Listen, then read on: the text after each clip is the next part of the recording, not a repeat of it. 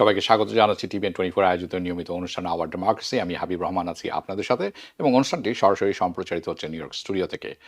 ইরানের 2 মাসের যুদ্ধের অর্থনৈতিক প্রভাব ইতিমধ্যেই বিশ্ব অর্থনীতিকে গুরুতরভাবে ক্ষতিগ্রস্ত করেছে। বিশ্বজুড়ে অর্থনীতিগুলো বেশ চাপে পড়েছে। আমরা একটু যদি দেখি এটা এটা যদি নতুন করে শুরু করা যায়। ওকে, সো বিশ্বের চাপে পড়েছে, এনার্জি প্রাইস দ্রুত বাড়ছে।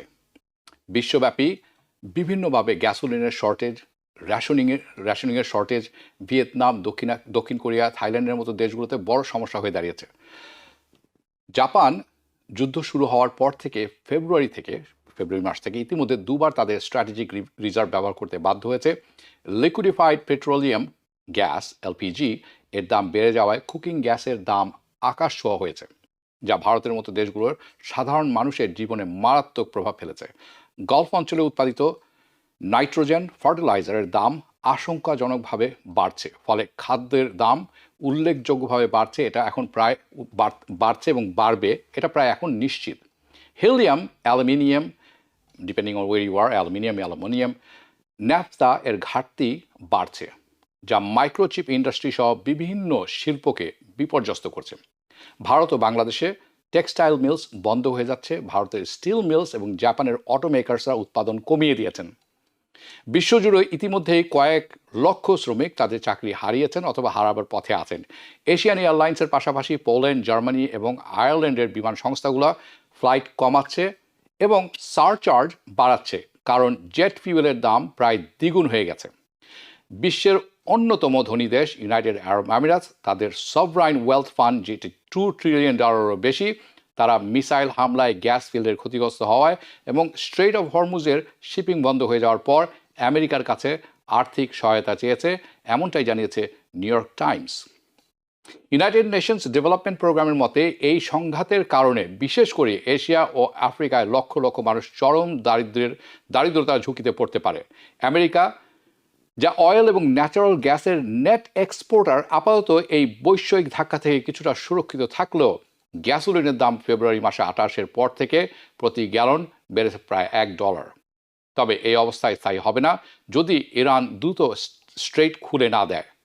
আমেরিকার গড় ডিজেলের দাম ইতিমধ্যে প্রায় 50% বেড়েছে, গ্যাসোলিন প্রায় $5.60 বেশি হয়েছে। জ্বালানির দাম বৃদ্ধি, সরবরাহ সংকট, সাপ্লাই চেইন ডিসরাপশন, এই সব মিলিয়ে আমেরিকার অর্থনীতির উপর বড় চাপ পড়তে শুরু করবে বলে অনেকেই মনে করছেন। কনজিউমার প্রোডাক্টস, ফুড, ট্রান্সপোর্টেশন সব কিছুর মূল্য বাড়তে যাচ্ছে। আমরা শুধু একটি গ্লোবাল রিসেশনের মুখোমুখি নই। যদি স্ট্রেইট বন্ধ থাকার সমস্যা দ্রুত সমাধান না হয়, তাহলে একটি গ্লোবাল ডিপ্রেশনের আশঙ্কাও তৈরি হবার সম্ভাবনা আছে। গত শনিবারের কথা থেকে শুরু করব। আমরা শুক্রবারে অনুষ্ঠান করেছিলাম। আমি গত শনিবারের ঘটনার দিকে একটু নজর দিচ্ছি, যা আবারও আমেরিকার রাজনৈতিক ভিত কাঁপিয়ে দিয়েছে। প্রেসিডেন্ট ডোনাল্ড ট্রাম্পের উপরে হামলার চেষ্টা, এটি শুধু একজন ব্যক্তি বা একটি রাজনৈতিক দলের বিষয় নয়, এটি আমাদেরকে বাধ্য করেছে আমেরিকার রাজনৈতিক সহিংসতা এবং গান কালচার নিয়ে কঠিন কিছু প্রশ্ন সামনাসামনি। মতবিরোধ গণতন্ত্রের অংশ, কিন্তু সহিংসতা কখনোই তার ভাষা হতে পারে না। আমরা অতীতেও দেখেছি প্রেসিডেন্টের উপর হামলা হয়েছে, রোনাল্ড রেগান, এমনকি ন্যান্সি পেলোসি পরিবারের উপরও আক্রমণের ঘটনা ঘটেছে। প্রশ্ন হলো, আমরা কি এসব ঘটনা থেকে শিক্ষা নিচ্ছি, নাকি ধীরে ধীরে এই সমস্ত জিনিস দেখতে দেখতে এই সমস্ত জিনিসের প্রতি আমরা অসাড় হয়ে যাচ্ছি? এদিকে রাজনৈতিক লড়াই অন্যভাবে পরিবর্তিত হচ্ছে। রিডিস্ট্রিক্টিং বা নির্বাচনী সীমা নির্ধারণার নিয়ে তীব্র বিতর্ক চলছে, যা সরাসরি প্রভাব ফেলবে ভবিষ্যৎ নির্বাচনে। এতে কি ডেমোক্রেটদের ক্ষতি হবে, নাকি রিপাবলিকানরা লাভবান হবেন, নাকি সাধারণ জনগণের পরাজয়, সেটি আলোচনায় থাকবে। অন্যদিকে সুপ্রিম কোর্টের সাম্প্রতিক কিছু সিদ্ধান্ত ট্রাম্পের পক্ষে যাওয়ায় নতুন করে প্রশ্ন উঠেছে, 1965 সালের ভোটিং রাইটস কি তার পরিসমাপ্তি দেখে ফেলল? এর প্রভাব কি আমেরিকার গণতন্ত্রে কিভাবে পড়বে? ভোটাধিকার এবং এর প্রতিষ্ঠানের ভারসাম্যের উপর কী প্রভাব পড়তে যাচ্ছে? আমেরিকার বাইরেও পরিস্থিতি উত্তপ্ত। ইরানকে ঘিরে চলমান সংঘাতে 2 মাস পেরিয়ে গেল, এখনও স্পষ্ট কোনো সমাধান নেই। পুরোপুরি যুদ্ধ বন্ধ নয়, আবার শান্তিও নয়। আমেরিকা তার চাপ অব্যাহত রেখেছে, ইরান পাল্টা পদক্ষেপের ইঙ্গিত দিচ্ছে, আর পুরো অঞ্চল উদ্বেগের সঙ্গে পরিস্থিতি পর্যবেক্ষণ করছে। এরই মধ্যে সংযুক্ত আরব আমিরাত ওপেক ছেড়ে বেরিয়ে গেছে, যার ফলে লাভবান হবে আমেরিকা এবং ইসরায়েল। কিন্তু কার সাথে তারা এটি করছেন? আমেরিকার ভেতরেও প্রশ্ন উঠেছে স্বচ্ছতা নিয়ে। পেন্টাগন কি ট্রাম্পকে ইরানের পরিস্থিতির পুরো চিত্র দিচ্ছেন না বলে দাবি তুলেছেন ভাইস প্রেসিডেন্ট জেডি ভ্যান্স। যুদ্ধের খরচ ইতিমধ্যে $25 ট্রিলিয়ন ছাড়িয়ে গেছে, আর প্রতিটি সামরিক সম্পদের ক্ষতি খরচ কয়েকশো মিলিয়ন ডলার হবে। তাহলে আসলে খরচটা কত? এদিকে আরেকটি অদ্ভুত আইনি পদক্ষেপ, ডোনাল্ড ট্রাম্প নিজের সরকারের বিরুদ্ধেই ট্যাক্স সংক্রান্ত মামলা করেছেন বলে জানা যাচ্ছে। এর সঙ্গে যেমন জেমস কোমির মতো ব্যক্তিদের নিয়ে বিতর্ক যোগ হয়েছে, নতুন প্রশ্ন তুলেছে এই প্রশাসনের ভেতরে আসলে কি চলছে। সবশেষে আমরা নজর দেব দক্ষিণ এশিয়া, বাংলাদেশ এখন পারমাণবিক জ্বালানি খাতে প্রবেশ করেছে। এর অর্থ কি? অর্থনৈতিক নিরাপত্তা, আঞ্চলিক স্থিতিশীলতা এবং এর প্রভাব আসলে কি হতে যাচ্ছে। আজকের আলোচনায় অনেক কিছু থাকবে ভিন্নমত, থাকবে তর্ক, কিন্তু আমাদের লক্ষ্য একটি তথ্যভিত্তিক আলোচনা এবং গুরুত্বপূর্ণ কিছু প্রশ্নের উত্তর খোঁজা। আমার সাথে এই আলোচনায় যোগ দিচ্ছেন সাংবাদিক, লেখক, গবেষক হাসান ফেরদৌস। স্বাগত জানাচ্ছি আপনাকে। আমাদের সাথে আরও আছেন করিম চৌধুরী, আসালের প্রেসিডেন্ট। স্বাগত জানাচ্ছি আপনাকেও। আশা করি ভালো আছেন এবং শুনতে পাচ্ছেন। হাসান ফেরদৌস, আপনার ধন্যবাদ। আপনার কাছ থেকে আমি শুরু করব। আমাদের ইন্টারনাল এবং এক্সটার্নাল দুটি পর্বই আছে। আমি গত শনিবারে ঘটে যাওয়া ট্রাম্পের উপর ঘটনার যে হামলার চেষ্টা হলো, তাকে হত্যা করার, এটির ব্যাপারে যে রাজনৈতিক সহিংসতা, এটির স্বাভাবিক হয়ে উঠছে বলে অনেকে মনে করছেন, এবং গান কালচার একটি এবং সহজ প্রাপ্তি, এগুলো কি রাজনৈতিক সহিংসতা বাড়িয়ে দিচ্ছে? মতবিরোধ যখন চরম পর্যায়ে পৌঁছে এবং যিনি আছেন হোয়াইট হাউসে তিনিও এমন সব কথা বলছেন যেটি আসলে কোনো রকম হেল্প করছে না, তখন গণতন্ত্র কিভাবে নিজেকে রক্ষা করতে পারে? এবং এই যে সহিংসতা ছড়িয়েই যাচ্ছে, তার প্রভাব আসলে থামবে কোথায়? অনেক বড় প্রশ্ন, আইন। হাবিব ভাই, আপনাকে ধন্যবাদ। করিম ভাই, আসসালামু আলাইকুম। হাবিব ভাই, আপনি খুব ভালো শুরু করেছেন। এটা হচ্ছে এই যে রাজনীতিতে মতভেদ থাকবে, মতভেদ মানে আপনার সঙ্গে আমি একমত হব না, তার মানে এই না যে আমার মতভেদটাকে আমি বন্দুক দিয়ে একমতে পরিণত করব। কোন সভ্য দেশে, গণতান্ত্রিক দেশে ভায়োলেন্স কোন আনসার হতে পারে না মতভেদের। আমেরিকা আমরা কি দেখেছি? নতুন নয়, আমার জীবদ্দশাতেই, আমি আপনাদের চেয়ে বয়সে বড়, আমি দেখেছি এই দেশে চোখের সামনে কেনেডিকে নিহত হতে দেখেছি, আমরা মার্টিন লুথার কিং নিহত হতে দেখেছি। আমরা গত 1 বছরে আমরা দেখেছি প্রেসিডেন্ট ট্রাম্পের উপরে 3 বার আক্রমণ হয়েছে। আপনি ন্যান্সি পেলোসির কথা বলেছেন, তার বাসায় হামলা হয়েছে, তার স্বামীর উপরে হামলা হয়েছে। আমাদের বাড়ির পাশে পেনসিলভেনিয়ার গভর্নরের বাড়িতে আগুন ধরানোর চেষ্টা হয়েছে। এসবই রাজনৈতিক ভায়োলেন্স। কেন হয়? তার কতগুলি স্পষ্ট কারণ আছে। উত্তর খুঁজতে হলে, থামাতে হলে আমাদের কারণ খুঁজতে হবে, কারণ দেখতে হবে। প্রধান কারণ হচ্ছে যে আমাদের এই যে দেশে বাস করি আমরা, সেখানে রাজনীতিটা ক্রমান্বয়ে বিভক্তির ভিত্তিতে দাঁড়িয়ে আছে, ডিভিশন এবং কনফ্লিক্ট।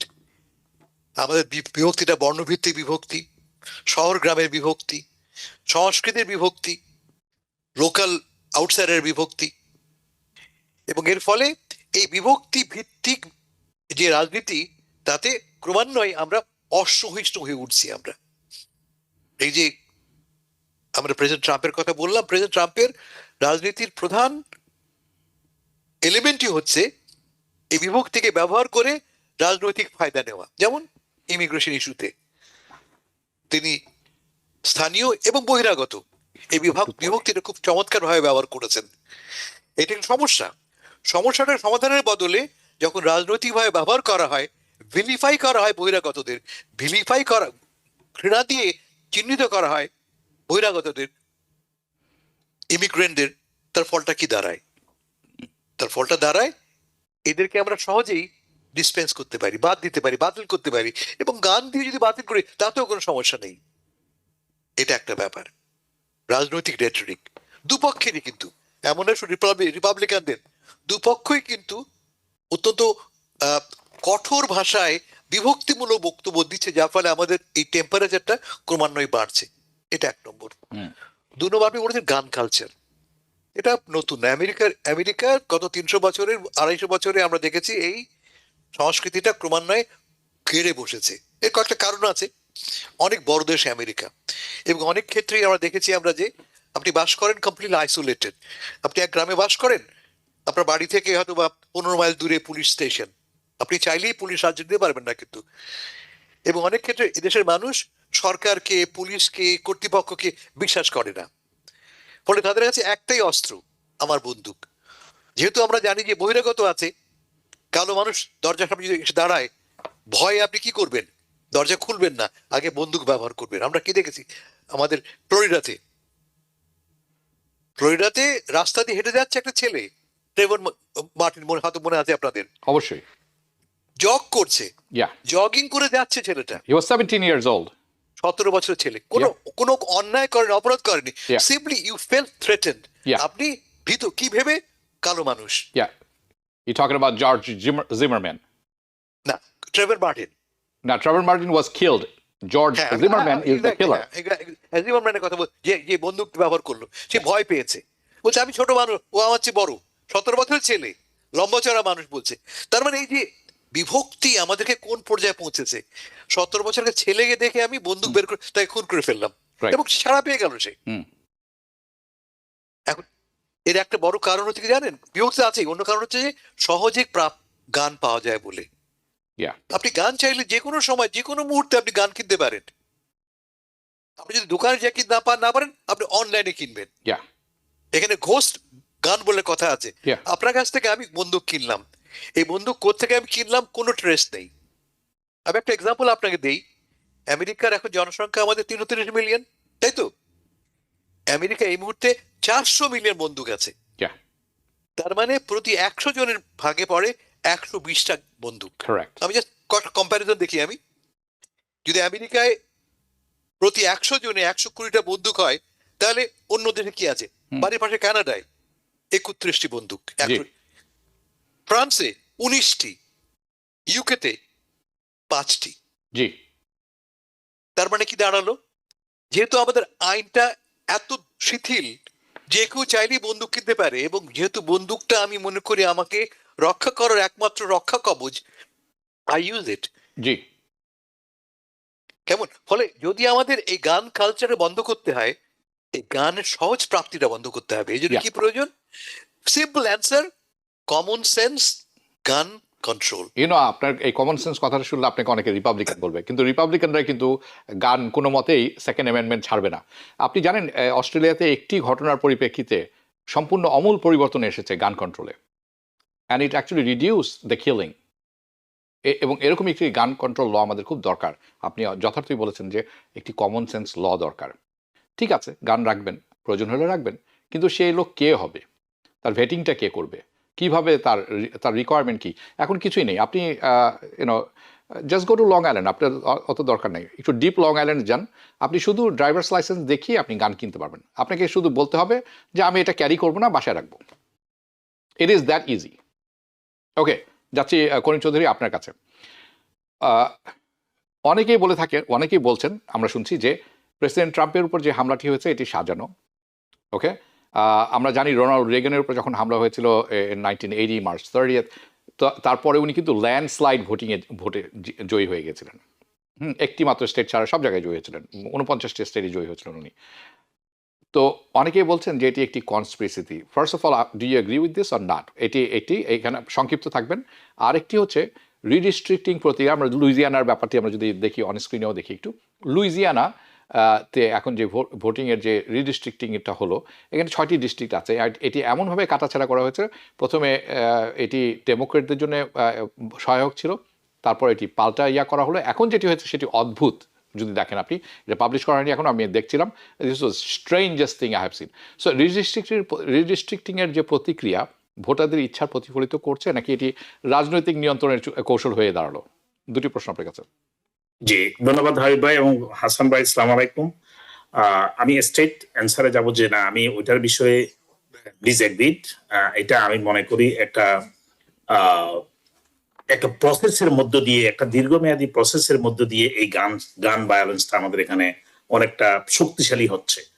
যতই বিরোধিতা করুক না কেন আমাদের রাজনীতিবিদরা, কিন্তু একটি বিশেষ রাজনৈতিক দল এনআরএ এর সমর্থনে এবং এই সেকেন্ড অ্যামেন্ডমেন্ট অথবা তার ব্যক্তিগত নিরাপত্তার কথা বলে এই গানকে এতটা সহজলভ্য করছে, এটাকে নিয়ন্ত্রণের কোনো উদ্যোগ নিলেই সেখানে বিরোধিতা করে।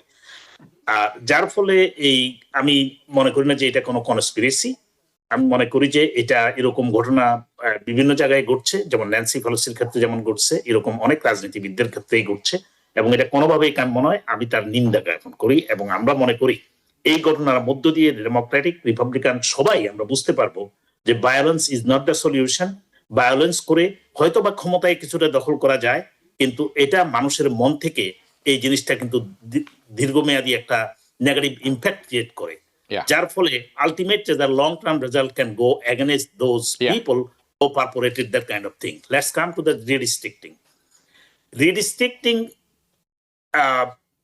intention যখন 2012 সালে আপনার governor Elbridge Jerry of Massachusetts এই জিনিসটা আপনার তার নাম অনুসারে হচ্ছে জেরিম্যান্ডারিং, সেটা করেছিল, সেটা কিন্তু অ্যাকচুয়ালি অনেকটা আমি মনে করি যে 1965 এর যে ভোটিং রাইটস অ্যাক্ট সেটাকে রিফ্লেক্ট করে স্টেট লেভেলের গভর্নর বিভিন্ন গভর্নর করে যাচ্ছে তারপর থেকে, তবে সেটা শুরু হয়েছে তার নাম অনুযায়ী জেরিম্যান্ডারিং।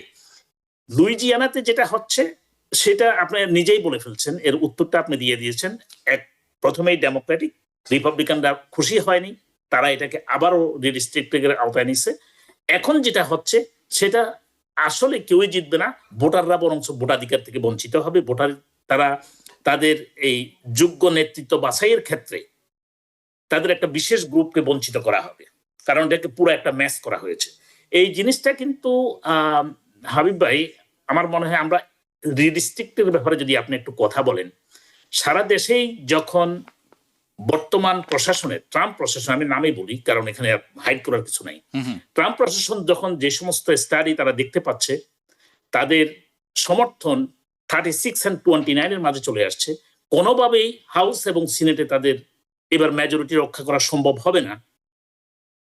সেই ক্ষেত্রে হোয়াইট হাউসের উদ্যোগেই কিন্তু সারা দেশে ইনক্লুডিং ভার্জিনিয়া, ফ্লোরিডা সব জায়গায় তারাই উদ্যোগ নিয়েছে রিডিস্ট্রিক্টিং করতে, এবং তারা চাইছে যাতে কংগ্রেশনাল সিটগুলো তাদের হাতে আসে। খুব একটা বেশি ভয় পায় নাই যদিও সিনেটোরিয়াল বিষয় নিয়ে, এবং সেই ক্ষেত্রে কিছু কিছু ক্ষেত্রে যেমন ওয়েস্ট ভার্জিনিয়া, ফ্লোরিডা হয়তো কিছুটা ডেমোক্র্যাটদের পক্ষে আসছে সেই জিনিসটা, কারণ সেখানে শক্তিশালী বিরোধী দল হলেও ডেমোক্র্যাটরা যথেষ্ট প্রভাব বিস্তার করছে বিরোধী দল হিসেবে। অন্যদিকে বেশিরভাগ স্টেটগুলোতে আপনি দেখবেন রিপাবলিকানরা তাদের আধিপত্য বজায় রেখেছে, যার ফলে কংগ্রেশনাল যে সিট কাউন্ট এরা অনেকটা তারা চেষ্টা করতেছে আর কি যে তাদের পক্ষে যাবে, কিন্তু ওভারঅল এই জেরিম্যান্ডারিং এর মধ্য দিয়ে যে কয়টা সিটকে তারা ব্যালেন্স করে নিচ্ছে তার চেয়ে বেশি হারানোর সম্ভাবনা আছে। ট্রাম্প প্রশাসনের গত 1 বছরের বা 1 বছরের বেশি সময় ধরে যে সমস্ত নিয়ম নীতি, হাসান ভাই একটু আগে বলে গেলেন যে ইমিগ্রেশন নিয়ে জাতিকে কিভাবে বিভক্ত করা হচ্ছে, আপনি দেখেছেন ট্যারিফ নিয়ে কিভাবে অর্থনৈতিকভাবে আমরা একটা দেউলিয়াতে পৌঁছে গেছি পরিবারগুলো। প্রত্যেকটা পরিবার তার শুধু সঞ্চয় নয়, তার সবকিছুই হারিয়ে ফেলছে এখন আপনাদের যে এই ট্যারিফের জবাব দিতে গিয়ে, যেটা আমরা দেখছি যে ইনফ্লেশন নামে আপনারা বলেন। ঠিক আছে, আমরা ট্যারিফ নিয়ে আমরা আলোচনা করছি না, আমরা আলোচনা করছি জেরিম্যান্ডারিং। না, ইনফ্লেশন হোক সেটা কিন্তু আছে। এর ফলে হোয়াইট হাউসের এই ভ্রান্ত নীতির ফলে domestic policy and international policy, আপনি যেটাই বলেন। আমি আরেকটা কথা এখানে বলতে চাই যে গান ভায়োলেন্স আজকে যেটা ঘটছে এটার যেমন নিন্দা জানাচ্ছি, আমাদের খুঁজতে হবে তার উৎসটা কোথায়। আমাদের কোন একজন ক্যান্ডিডেট যখন বলে যে আমি ফিফথ এভিনিউতে দাঁড়িয়ে যদি কাউকে গুলি করি তারও বিচার হবে না, nothing to happen to me, যদি প্রকাশ্যে দম্ভ করে বলি, তাহলে গান ভায়োলেন্স নিয়ে কারা গান ভায়োলেন্সকে উস্কে দিচ্ছে? আপনি যখন ডেমোক্রেসি থাকবে না, মানুষের এক্সপ্রেশন ক্ষমতাকে কন্ট্রোল করা হবে। আজকে দেখেন আমরা অনেক সময় কথা বলতে আমাদের অনেকেই ভয় পায়, কেননা তার এক সময় হিটলার, আমি সেকেন্ড ওয়ার্ল্ড ওয়ারের দিকে যেতে চাই, কি করেছিল, আপনার মিডিয়াকে কিভাবে কন্ট্রোল করেছিল, শ্বাসরুদ্ধ করেছিল। বিভিন্ন দেশের অটোক্র্যাটস এটা করে যাচ্ছে। যারা করে যাচ্ছে তারা একটা জিনিস বোঝে না যে এরকম, এর ফলে যখন আমি একদিকে যখন গণতন্ত্রকে গলা টিপে ধরছি, মানুষের এক্সপ্রেশনের অন্য ভাবগুলো তখন ফিরে আসে। এই ক্ষেত্রে যে হোয়াইট হাউসের যে ঘটনার আমরা নিন্দা জানাচ্ছি, কোনোভাবেই কাম্য নয়।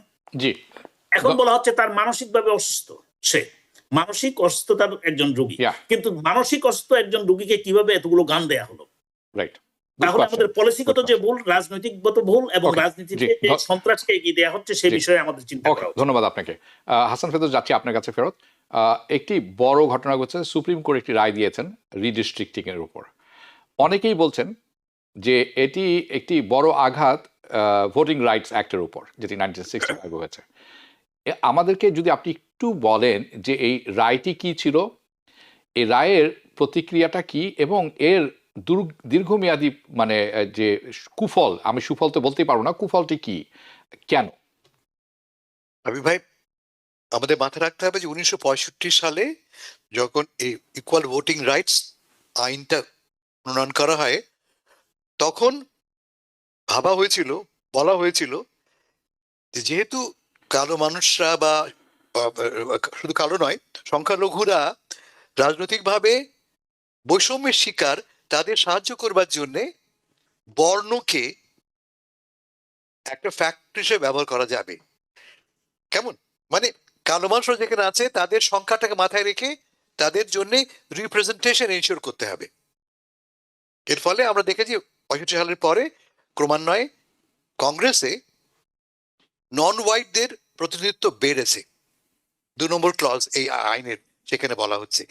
এই যে নতুন যে সুপ্রিম কোর্টের রায় পেলাম আমরা, তাতে বলা হচ্ছে যে রেসকে মানে বর্ণকে নির্বাচনী ম্যাপ তৈরি করার সময় ব্যবহার করা যাবে না। কারণটা কি? আমাদের জাস্টিস আলী তো বলছেন যে আমরা অনেক প্রোগ্রেস করেছি, এখন আর বর্ণভিত্তিক বিভাজনের কোনো প্রয়োজন নাই। শুনতে খুব ভালো শোনাচ্ছে, আমরা অনেক অগ্রগতি করেছি। আমরা কেমন আসলে কি করেছি আমরা? আমি এক ছোট এক্সাম্পল দিই আপনাকে, কি ঘটেছে এই জেরিমেন্ডারিং এর ফলে। করিম ভাই বলা শুরু করেছিলেন এই যে লুইজিয়ানা যে ঘটনা ঘটলো, মামলাটা হচ্ছে লুইজিয়ানাতে। লুইজিয়ানায় মূল ম্যাপে একটি মাত্র কালো মানুষের পক্ষে যায় এমন একটা সিট ছিল। নতুন যে ম্যাপটা করা হয় সেই ম্যাপে একের বদলে দুজনকে রাখা হয়। তাকে চ্যালেঞ্জ করি সুপ্রিম কোর্টে মামলা হয়, এবং সেই মামলায় দেখলাম আমরা সেই ম্যাপ বাতিল হয়ে গেল। লুইজিয়ানাতে প্রায় 32% মানুষ কালো, 32% হচ্ছে কালো মানুষ, আর সেখানে মাত্র একটি মাত্র আসন কালো মানুষদের জন্য। এখন এই আইন পাশ হওয়ার ফলে সে একটি আসনও যাবে। পাশের বাড়ির টেনেসির 9টি আসনে মাত্র একটি আসন, সেখানেও প্রায় 30% কালো মানুষ, মাত্র একটি আসন কালোদের জন্য নির্ধারিত। টেনেসি পার্লামেন্ট ঠিক করেছে, তাদের আইন ঠিক করেছে, তারা ম্যাপটা নতুন করে এমন ভাবে সাজাবে যাতে একটি আসন চলে যায়। তার মানে 30% লোক হওয়া সত্ত্বেও, 1/3 হওয়া সত্ত্বেও টেনেসির বা লুইজিয়ানার কালো মানুষদের কোনো প্রতিনিধি থাকবে না।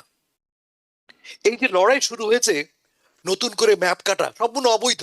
কারণ নিয়ম হচ্ছে 10 বছর অন্তর অন্তর যখন আমাদের সেন্সাস হয়, সেন্সাসের ভিত্তিতে লোক বাড়ে লোক কমে, তার ভিত্তিতে নতুন করে নির্বাচনী ম্যাপ কাটা হয়, আঁকা হয়। প্রেসিডেন্ট ট্রাম্প সাহেব গত বছর কি করলেন? তিনি বললেন, আমি তো টেক্সাসে জিতেছি, টেক্সাসে আমার অনেক সাপোর্টার আছে, সেখানে ম্যাপটা আমার ফেভারেবল না, আমার জন্য ফেভারেবল করার ব্যবস্থা তোমরা করো। ফলে টেক্সাসের পার্লামেন্ট, টেক্সাস আইন পরিষদ নতুন করে ম্যাপটা কাটলো, যার ফলে তারা 5টি এডিশনাল সিট পাচ্ছে। সে শুরু হলো লড়াই। টেক্সাসের পরে সঙ্গে সঙ্গে দেখলাম কোথায় আমরা, ক্যালিফোর্নিয়াতে একইভাবে গণভোটের মাধ্যমে পুরনো আইন বদল করে নতুন ম্যাপ তৈরি করার সিদ্ধান্ত নেওয়া হলো। ফলটা কি হলো? লড়াই শুরু হলো। এই লড়াইতে আমরা ভোটাররা ঠিক করবো না কে জিতবে, আমাদের ভোটের কোনো মূল্য থাকলো না। কারণ ম্যাপ সাজানো হচ্ছে যাতে করে আপনি চান বা না চান, বা সাদা মানুষ বা কালো মানুষ জিতবে। এটা কি গণতন্ত্র হতে পারে কখনো? না, হতে পারে না, অবশ্যই। হাসান ফেরদৌস, আমি আরেকটি কথা আপনাকে স্মরণ করিয়ে দিই, এটা খুবই important. We had a brief discussion on this. সাধারণত আমরা অনেকের সাথে যখন কথা বলি, তারা বলেন যে হ্যাঁ, ট্রাম্প তো ঠিকই বলছেন, বা রিপাবলিকানরা তো ঠিকই বলছেন, ভোটের সময় তো একটা আইডি দরকার। তারা ভুলে যান যে একটা রেজিস্ট্রেশন করতে কি পরিমাণ তথ্য সরবরাহ করতে হয়, নাম্বার 1। নাম্বার 2, যখন আমি একটু ঘাটাঘাটি করলাম, দেখলাম আইডি আপনার কোনো ড্রাইভার্স লাইসেন্স আইডি হিসাবে গণ্য হবে না আপনি যখন যাবেন। ইভেন আপনার যখন রিয়েল আইডি থাকবে আপনার সাথে, যেটি রিয়েল আইডি পেতে হলে আপনাকে নাগরিকত্ব থাকতে হয়, রাইট? মানে এনহ্যান্স রিয়েল আইডি, সেটিও নিয়ে গেলে আপনাকে ভোট দিতে দেওয়া হবে না। আপনি এই আইন যদি পাশ হয়, আপনাকে আপনার অরিজিনাল বার্থ সার্টিফিকেটের কপি, নোটারাইজ কপি নিয়ে যেতে হবে, অথবা আপনার ন্যাচারালাইজেশন সার্টিফিকেটের কপি নিয়ে যেতে হবে ভোট করার জন্য। আমাদেরকে একটু বুঝিয়ে বলুন হাসান ফেরদৌস, যে এটি আসলে কেমন, মানে কি পরিমাণ প্রভাবের আগামী নির্বাচনে ফেলতে পারে যদি এটি বলবৎ হয়ে যায়। হাবিব ভাই, এই যে পায়তারা চলছে, মূল লক্ষ্য হচ্ছে নিম্ন আয়ের মানুষদেরকে, বিশেষ করে সংখ্যালঘুদেরকে নির্বাচন থেকে দূরে রাখা। হুম। কারণটা কি? এই যে যদি আপনাকে এই আইডি সংগ্রহ করতে হয়, আপনি থাকেন মনে করেন থাকেন লুইজিয়ানাতে, গ্রাম থেকে শহরে যে আপনাকে সংগ্রহ করতে হবে, এই জন্য পুরো একটা দিন আপনাকে ব্যয় করতে হবে, কাজ থেকে ছুটি নিতে হবে, বাসে করে বা ট্যাক্সি করে যেতে হবে, এর জন্য আপনার মিনিমাম খরচ হবে $1। অধিকাংশ সাধারণ মানুষ, নিম্ন আয়ের মানুষ মনে করে যে আমি $1 কেন খরচ করবো ভাই, দরকার নেই ভোট দেবার আমার। এই হচ্ছে মূল লক্ষ্য, যাতে করে সংখ্যালঘু মানুষ, কালো মানুষ যারা নর্মালি ভোট দেয় কাকে, ডেমোক্র্যাটদেরকে, যাতে ভোট দিতে না যায়, ভোট ডিসকারেজ ফিল করে, সেজন্য এরকম নতুন নতুন আইন তৈরি করা হচ্ছে। নতুন নতুন আইনের মাধ্যমে আমাদেরকে আমার ক্ষমতাকে সীমাবদ্ধ করে দেওয়া হচ্ছে। লাভটা কি হবে? লাভ বা ক্ষতি কি হবে? এক, সবচেয়ে বড় ক্ষতি গণতন্ত্রের, মানুষ তার ভোটাধিকার প্রয়োগ করতে পারবে না। আর 2 নম্বর, বৈষম্য ক্রমান্বয়ে বাড়বে। ওকে, বৈষম্য ক্রমান্বয়ে বাড়বে। বাই দ্য ওয়ে, আমি আপনাকে আরেকটু কথা বলে রাখি, even US passport is not an identity. Can you imagine this? কেউই তো ভোট দিতে পারবে না এটি যদি বলবৎ হয়। এ নিয়ে আমি একটু আন্তর্জাতিক পর্যায়ে চলে যাবো এখন। আমি যাচ্ছি করিম চৌধুরী আপনার কাছে। ইরান আমেরিকা যুদ্ধে যেটি আসলে শুরু করেছে ইসরায়েলের প্রচারণায়, আমরা সবাই জানি এটা এখন এমন একটি অবস্থা তৈরি হয়েছে যে না পারছেন গিলতে, না পারছেন ফেলে দিতে। সো এই ইরান সংকটের বর্তমান অবস্থা, আমেরিকার কথা বলছি, আমেরিকা নাকি ইরান, কার হাতে কৌশলগতভাবে বেশি সুবিধা, কে কোথায় আছেন, আমাদেরকে একটু যদি বুঝিয়ে বলেন। কারণ সবাই দাবি করছেন যে উনি এগিয়ে আছেন। আনমিউট করে নেবেন যদি মিউটে থাকেন প্লিজ। জি, আনমিউট করে নিয়েছি, এতক্ষণ শুনতেছিলাম। দেখুন, যদি কোনো টাকার অর্থে বলি যে কার বেশি ক্ষতি, তাহলে আমেরিকা এত বড় দেশ যে আমাদের একটা প্রদেশের যে পরিমাণ খরচ, অতিরিক্ত খরচ আমাদেরকে গুনতে হবে, আমার মনে হয় পুরা ইরানের সেই ক্ষতি হয়নি। আমাদের ক্ষতি, গতকালকেই আমি সিএনএন এ দেখতেছিলাম যে আমাদের রো খান্না যখন ক্রস এক্সামিন করতেছিল আমাদের ডিফেন্স সেক্রেটারিকে, যে $25 বিলিয়ন 24 দিনের যুদ্ধে $25 বিলিয়ন ক্ষয়ক্ষতি হয়ে আমেরিকা খরচ করেছে শুধু অ্যামুনিশন। এই হিসাবটা আপনারা কোথায় থেকে পেলেন? He could not explain. তো সে জবাব দিয়েছে যে $625 বিলিয়ন এই 14 দিনে খরচ হয়ে গেছে অলরেডি। শুধু নাম্বারগুলোকে ম্যানিপুলেট করছে এবং একটা বিশেষ গোষ্ঠীর স্বার্থ রক্ষার জন্য এটাকে $25 বিলিয়ন নাম্বার, কিন্তু এই 25 বিলিয়নকে সাপোর্ট দেওয়ার মতো কোনো তথ্য কংগ্রেশনাল হিয়ারিং এ আমাদের ডিফেন্স ডিপার্টমেন্ট এবং ডিফেন্স সেক্রেটারি প্রেজেন্ট করতে পারেন নাই। এই কথাতেই মনে হয় আপনারা বুঝতে পারছেন জিনিসটা কোথায় যাচ্ছে, ক্ষয়ক্ষতির মাত্রা কাদের। জয় পরাজয় কিছুই নির্ধারিত হয়নি এই ক্ষেত্রে। তবে আমেরিকা ফাইন্যান্সিয়ালি বড় ধরনের বিপর্যস্ত অবস্থায় পড়ছে বর্তমানে এবং ভবিষ্যতে, এতে কোনো সন্দেহ নেই। এই যুদ্ধের ফলে আপনি দেখুন, আমরা যখন বলছি যে আমরা ইরানকে ব্লকেট করে রেখেছি, ইরানি পোর্টে কোনো জাহাজ যেতে দিচ্ছি না, এটা সত্য কথা। বাট ইরানের যেই পরিমাণ ক্ষতি হচ্ছে এর ফলে, কমপ্লিট ব্লকেডের ফলে আমেরিকা এবং তার মিত্রদের এবং সারা বিশ্বের যে ক্ষতি হচ্ছে, সেই তুলনায় আমার মনে হয় যেন আমাদের এই অ্যাকশন, আমরা যে শুধু অর্থনৈতিকভাবে পরাজিত হচ্ছি না, রাজনৈতিকভাবে এবং বহির্বিশ্বে আমার যে ইনফ্লুয়েন্স, সেটা অনেকটা কাগজে বাঘ হিসেবে পরিণত হচ্ছে। মানুষের কাছে যে ইমপ্রেশন, সেটা কিন্তু আমরা এখন, আমাদের প্রতি মানুষ যে আগে ভয় করত, সম্মান করত, সেটা এখন আর নেই। কেননা আমরা কাজে এই 24 দিনের যুদ্ধে সর্বাধিক শক্তি ব্যয় করেছি ইসরায়েলকে সমর্থন করতে গিয়ে, কিন্তু আমরা কি পেলাম, কি পেয়েছি? সারা বিশ্বে যেমন বন্ধুত্ব হারিয়েছি, অর্থনৈতিকভাবে সমস্ত দায়ভার আজ আমেরিকান জনগণকে বংশধরদের বহন করতে হবে। এবং এই যে ব্লকেট, এতে করে এখন আপনারা জানেন যে কি কারণে হঠাৎ করে যুদ্ধ আমরা বন্ধ করলাম। আমরা নিজেদেরকে আর ছোট করতে চাই না, আন্তর্জাতিক বিশ্বে আমরা এতটা ছোট হয়েছি যে আর ব্যাখ্যা করার কোনো দরকার নেই, কারণ আমরা সেখানে কতটা ব্যর্থ হয়েছি। আমি একটা জিনিস বলবো যে এই যুদ্ধে কোনো পক্ষই জয়ী হয়নি, বরং আমেরিকার যে ইমেজ সংকট, অর্থনৈতিক দায়ভার এবং রাজনৈতিক বিপর্যয় সেটা প্রমাণিত হয়েছে। জি, অসংখ্য ধন্যবাদ আপনাকে হাসান ফেরদৌস। আপনার কাছে আছি। আমরা জানতে পেরেছি যে জেডি ভ্যান্স বলছেন যে পেন্টাগন ইচ্ছাকৃতভাবে বা অনিচ্ছাকৃতভাবে, অথবা এটি কোনো টেকনিক্যাল কারণ হতে পারে, পুরো যুদ্ধের খবরটি জানাচ্ছেন না প্রেসিডেন্ট ট্রাম্পকে। এটি একটি ব্যাপার।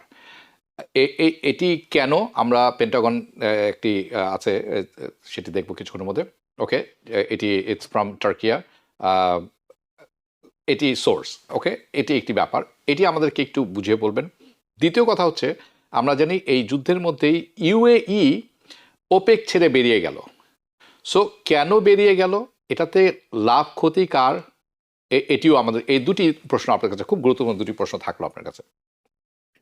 আমি করিম ভাই শেষ কথা দিয়ে শুরু করি। Sure. আমি উনি বলেছেন যে যুদ্ধে কে হারলো। যুদ্ধের দুটো দিক, একটা হচ্ছে ট্যাকটিক্যাল, একটা হচ্ছে স্ট্র্যাটেজি। কেমন? স্বল্পমেয়াদী বা ইমিডিয়েট, দীর্ঘমেয়াদী বা লং টার্ম। ট্যাকটিক্যালি কিন্তু আমরা জিতেছি। আমরা মানে মার্কিন যুক্তরাষ্ট্র জিতেছে। আমরা আমাদের প্রবল সামরিক শক্তি দিয়ে ইরানের সামরিক বাহিনীকে পরাজিত করেছি, এতে কোনো সন্দেহ নেই। আমরা প্রায় 13,000 সামরিক এবং নন সামরিক অবজেক্টকে আমরা আঘাত এনেছি এবং ক্ষতি করেছি, এতে কোনো সন্দেহ নেই। ইরানের পলিটিক্যাল লিডারশিপকে আমরা কার্যত শেষ করে দিয়েছি, নেভিকে শেষ করে দিয়েছি আমরা, আমাদের প্রেসিডেন্ট দাবি করেছেন।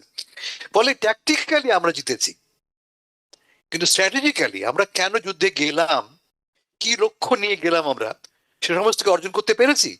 উত্তর হচ্ছে না। যেমন ধরা যাক, আমাদের লক্ষ্য ছিল কি, ইরানের পারমাণবিক অস্ত্র ভান্ডার ধ্বংস করা। আমরা কিন্তু 6 মাস আগে, সেই গত বছরই 6 মাস, জুন মাসে আমরা একবার বলেছি ধ্বংস করেছি, ফেব্রুয়ারি মাসে আবার এখনো বলছি আমরা ধ্বংস করেছি। কিন্তু আসলে কি জানতে পারছি আমরা, যে ইরানের কাছে তার যে এনরিচড বা পরিশোধিত ইউরেনিয়াম অক্ষত অবস্থায় আছে পাহাড়ের নিচে। 1 নম্বর আমাদের উদ্দেশ্য অর্জিত হয়নি। 2 নম্বর উদ্দেশ্য কি ছিল? এই সরকারকে পতন করা। আমরা কি করলাম? আমরা কিছু লোককে মারলাম বটে, এবং মারার ফলে এমন সব লোক ক্ষমতায় আসলো যারা আগের চেয়ে অনেক বেশি হার্ডলাইনার। ফলে আমাদের দুটো বেসিক স্ট্র্যাটেজিক অবজেক্টিভ আমরা ফেল করলাম। ইরান যুদ্ধে জেতেনি, যুদ্ধে ইরান জেতার কোনো কারণও নেই। ইরান টিকে থেকেছে, টিকে থাকাটাই ইরানের জন্য যুদ্ধে জয়লাভ করা, জাস্ট টিকে থেকে। এটা 1 নম্বর। দেখলেন আপনারা গতকাল জার্মানির চ্যান্সেলর বলেছে ইরান আমাদেরকে হিউমিলিয়েট করছে, সরাসরি কোট করছি আমি। জার্মানির চ্যান্সেলর বলেছে ইরান বা যুক্তরাষ্ট্রকে হিউমিলিয়েট, অপমান করছে। কিভাবে? আঙুল, বুড়ো আঙুল দেখিয়ে, তুমি ব্লকেট দিচ্ছ, আমিও ব্লকেট দিচ্ছি। সারা পৃথিবী লন্ডভন্ড হয়ে যাচ্ছে, সারা পৃথিবী আমরা যেমন বাংলাদেশে, ভারতে, ফিলিপিন্সে, মার্কিন যুক্তরাষ্ট্র, সর্বত্রই আমরা এই ব্লকেটের ফলটা ভোগ করছি। ইরানও ভোগ করছে, ইরানের অর্থনৈতিক খারাপ অবস্থায় আছে। আমেরিকা মনে করছে যে, আমাদের প্রেসিডেন্ট মনে করছেন যে এই ব্লকেট সাকসেসফুল। উনি বলছেন এটা অ্যাক্ট অফ জিনিয়াস, খুব এতদিন পরে ভালো একটা উনি কাজ করেছেন তিনি বলছেন। কারণ ইরানের গলা টিপে ধরা হয়েছে, টিকে থাকার কোনো ক্ষমতা নেই। ঠিক ঘটেছে কিন্তু অন্যরকম। ইরান গত 40 বছরে যে পরিমাণ স্যাংশনের মুখোমুখি আছে, পৃথিবীর অন্য কোন দেশে কিন্তু এতটা স্যাংশনের মুখোমুখি নয়। এবং এর ফলে ইরান টিকে থাকার বিকল্প ব্যবস্থা উদ্ভব করে নিয়েছে। ইরান জানে যে আমাকে বাইরে থেকে গলা টিপে ধরবে এবং আমি বিকল্প পথে এগুবো। যেমন এই যুদ্ধে তারা এগিয়েছে, যুদ্ধে ইরান কিন্তু সরাসরি আমেরিকাকে পাল্টা আঘাত হানতে পারেনি।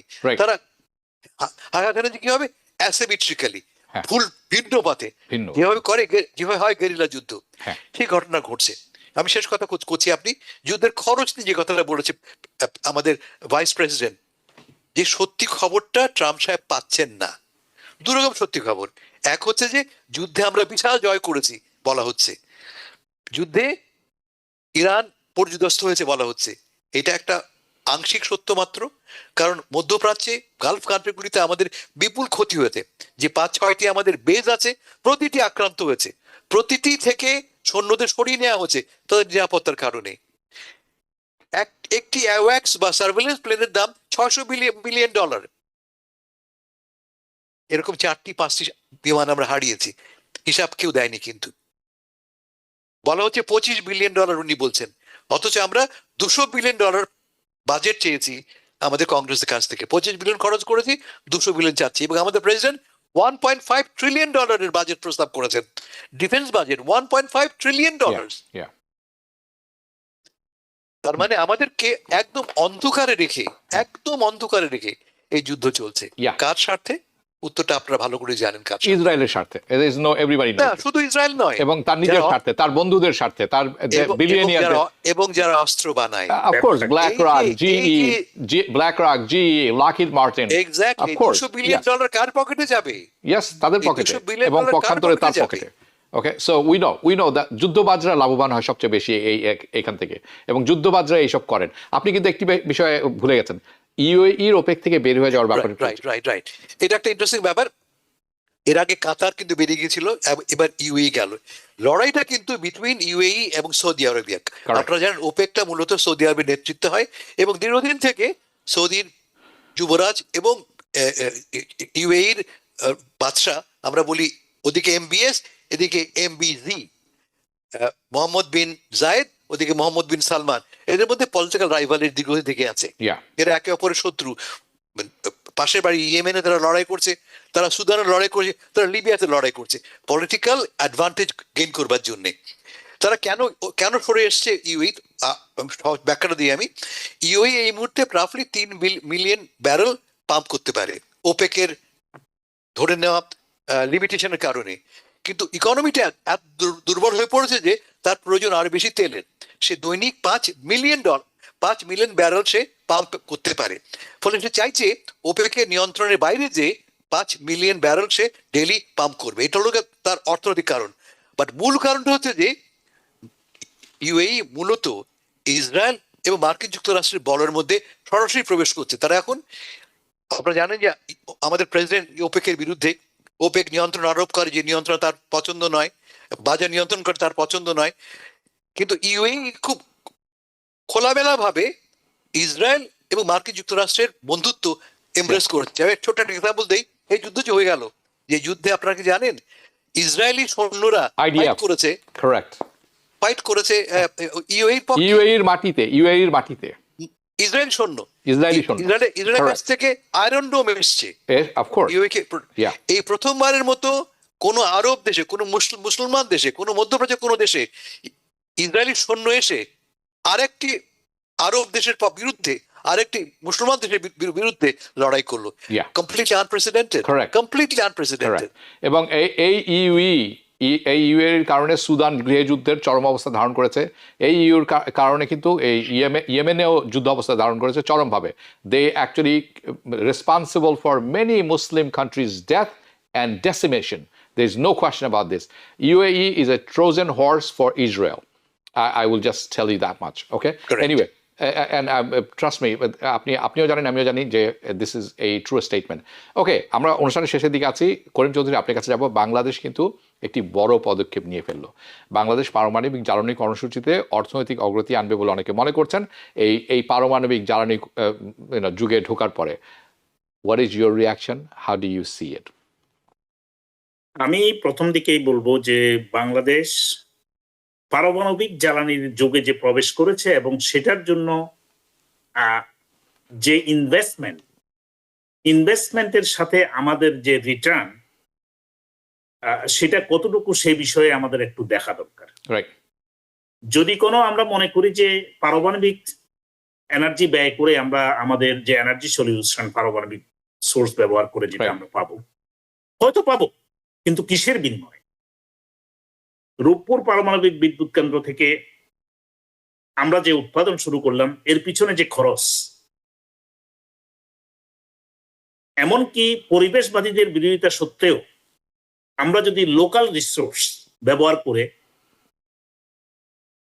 আমরা কিছুটা জি। এই কয়লা ভিত্তিক জ্বালানি কেন্দ্র করতাম, যেটা আমাদের দেশে প্রচুর রয়েছে, উত্তরাংশে, দেশের উত্তরাঞ্চলে প্রচুর পরিমাণে কয়লা মজুদ আছে। সেটা আমার দৃষ্টিতে কর্মসংস্থান যেমন সৃষ্টি হতো, আচ্ছা সেই ক্ষেত্রে হ্যাঁ। এনার্জির যে Right. সলিউশন সেটা আসতো। আচ্ছা সোলারের কথা নাই বললাম, যেটা সবসময় গ্রিন এনার্জি, সেটা কিন্তু বাংলাদেশ এখনো ইনভেস্ট করেনি। অতএব আমার মোদ্দা কথা যেটা, সেটা হলো হাবিব ভাই, এই একটা ভালো করে যদি কোনো ডেটাগুলো আমরা পাই, অ্যানালাইসিস করে দেখি ইনভেস্টমেন্ট এন্ড রিটার্ন, Yeah. আমার মনে হয় না যে পারমাণবিক ওকে এই থ্যাংক ইউ হাসান করবে ফেরদৌস। লাভবান আমাদের হবে দেশ। জি ধন্যবাদ আপনাকে। হাসান ফেরদৌস, আপনার হাতে 30 সেকেন্ডের মতো সময় থাকবে। এই প্রকল্পটি করতে $13 বিলিয়ন খরচ হয়েছে। এটার উৎপাদন হবে 2400 মেগাওয়াট, দুটি ইউনিট যদি একসাথে চলে। আপাতত 3 মাস এটা ইয়াতে চলবে। Your reaction please. আমরা ওয়েলকাম করি। আমরা আধুনিক যুগে প্রবেশ করছি। আমাদের গ্যাস নেই, আমাদের কয়লা নেই, আমাদের অন্য কোনো সোর্স নেই এনার্জির। আমরা একটা বিদ্যুৎ ডেফিসিট কান্ট্রি। সেখানে আমরা যদি আণবিক পারমাণবিক মাধ্যমে বিদ্যুৎ পাই, এর চেয়ে ভালো খবর হতে পারে না। জি অসংখ্য বিশ্বের 32টি দেশ ইতিমধ্যে 30 এই পথে চলেছে, হ্যাঁ। আমরা সে পথে চললাম। হ্যাঁ 30টি দেশের মধ্যে আমরা ওয়েলকাম করি। রাইট 30টি দেশের মধ্যে আমরা 32 কান্ট্রিজ। 32 ওকে। সো আমি মনে করি বাংলাদেশের উচিত এটিকে সর্বাত্মকভাবে ব্যবহার করা, এটিকে ফুল অনলাইনে নিয়ে আসা, এবং সাথে সাথে রিনিউয়েবল এনার্জি দিয়ে, যেরকম করিম চৌধুরী বলছিলেন, রিনিউয়েবল এনার্জির দিকে মনোযোগ দেওয়া। আর না হলে এই যে বিপদ চলছে এখন মধ্যপ্রাচ্যে, এরকম বিপদের সময় হাত পা বন্ধ করে আপনাকে বসে থাকতে হবে। সাধারণ মানুষ আকাশের দিকে তাকিয়ে থাকবে এবং মানুষের সাধারণ জীবন থমকে যাবে। এটির তবে একটা প্রবলেম আছে হাবিব ভাই, আমরা প্রায় হাত পা বাঁধা অবস্থায় চলে গেলাম রাশিয়ার কাছে। তার কাছ থেকে পয়সা পেয়েছি আমরা, টেকনোলজি পাচ্ছি আমরা, ইউরেনিয়াম পাবো তার কাছ থেকে আমরা। ফলে কোনোভাবেই আমরা The deal was a bad deal, মানে জেনারেলি স্পিকিং। আমি আপনার সাথে একমত এবং যে করিম কারণে চৌধুরীর সাথে বলছি, একমত। যেটা আমি বুঝতে পেরেছি investment আপনি যখন বলছিলেন, আমি বুঝতে পেরেছি। এটি আলোচনার মাধ্যমে তো এইসবই বের হয়ে আসে। এনিওয়ে, আজকে আমাদের শেষ করতে হচ্ছে অনুষ্ঠানটি এখানে। হাসান ফেরদৌস, আপনাকে অসংখ্য ধন্যবাদ। করিম চৌধুরী, আপনাকে অসংখ্য ধন্যবাদ। দেখা হবে পরবর্তী অনুষ্ঠানে। দর্শক, আশা করি অনুষ্ঠানটি ভালো লেগেছে। দেখা হবে পরবর্তী অনুষ্ঠানে। শুভরাত্রি। টিবিএন 24 টেলিভিশন দেখতে আজই কল করুন 7187776556। লগ ইন করুন www.totalcablebd.com। নিউ ইয়র্ক থেকে সম্প্রচারিত টিবিএন 24 টেলিভিশন বিশ্বজুড়ে বাঙালির কণ্ঠস্বর।